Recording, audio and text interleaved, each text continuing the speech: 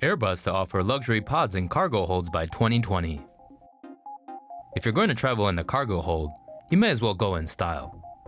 Airbus has announced plans with Zodiac Aerospace to develop modular compartments that are easily interchangeable with cargo containers in their A330 wide-body planes by 2020. The spaces will be separate from the economy and business class seating areas. Passengers will be able to book sleeping compartments, meeting rooms, lounges, and children's play areas. Each of the areas fits inside a container that can be inserted into the cargo hold like traditional cargo. Pods could be removed and changed in about a day. Depending on the model of the A330, 3 or 4 cabins could fit into an aircraft. Like it up there? Keep watching. Airbus plane engine falls apart over the Atlantic. An Air France flight en route from Paris to Los Angeles was forced to make a slight detour when one of its engines disintegrated over the Atlantic on Saturday. The Airbus A380 was just east of Greenland carrying 496 passengers and 24 crew members when one of its engines experienced a serious failure. According to passengers, there was a loud boom and then a lot of shaking. Luckily, the fast-acting pilots quickly shut the engine down and were able to stabilize the plane in under 30 seconds. The plane flew for about an hour on 3 engines before arriving at Goose Bay Airport in eastern Canada. 2 777s were eventually sent from Montreal to pick up the passengers and take them the rest of the way to LA. The cause of the engine failure is still unknown and currently being investigated.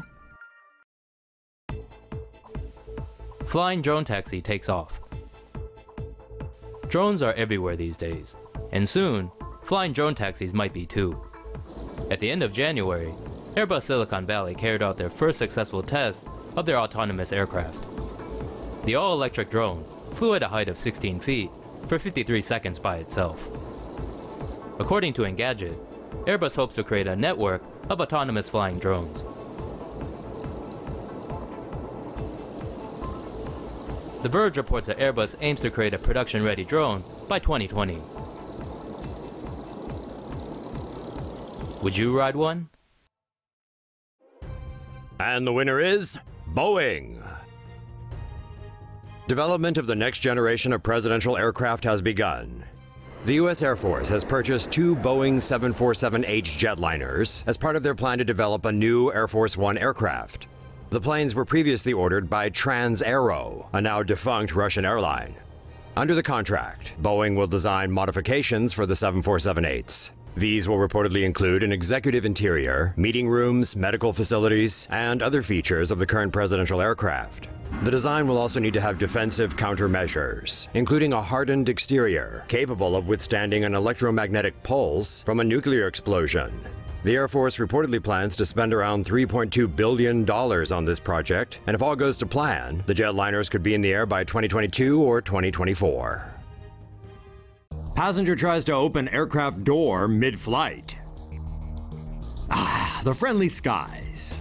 An American Airlines passenger aboard a plane from Los Angeles to Minneapolis on Saturday attempted to open the exit door during the flight. According to passengers, a man wearing sunglasses tried to grab the handle of the door after the pilot announced the aircraft was descending. What some people thought was a fist fight actually turned out to be other passengers rushing in to stop the man from opening the door.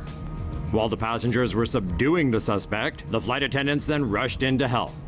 Once the man was finally subdued and seated, the pilot told everyone to fasten their seatbelts for a quick landing. After the flight was on the ground, several officers escorted the man off the plane. The investigation has since been turned over to the FBI. Authorities have yet to release the man's name or say if he will face any charges.